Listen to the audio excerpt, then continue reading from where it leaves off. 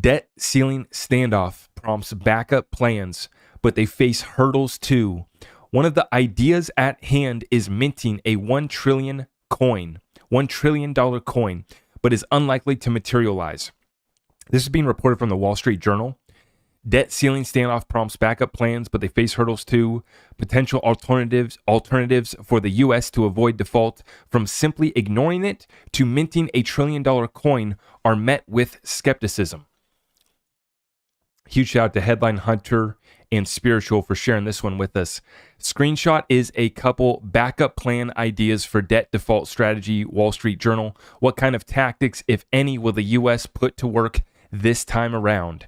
Federal Reserve purchase of defaulted treasuries.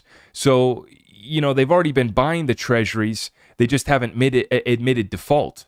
That's the situation right now, guys. They've already been buying the treasuries. They just haven't admitted default. Now, the $1 trillion coin. This is crazy. Under a proposal that was initially dismissed as a joke but later migrated to the halls of Congress, the Treasury could use an obscure commemorative coin law to mint a coin, say one worth $1 trillion, and deposit it at the Federal Reserve. The Treasury could then draw the money from the Fed to pay the nation's bills. So basically creating a fiat coin and saying it's worth $1 trillion, depositing it at the Federal Reserve, and being able to draw that money back to pay their bills. This is America, folks. But Miss Yellen has dismissed the idea as a gimmick. She has you think? Right? Obviously. She has previously said that minting a platinum coin would compromise the independence of the Fed by conflating monetary and fiscal policy. Ms. Yellen said the Federal Reserve may not even accept a $1 trillion coin if the Treasury tried to deposit one.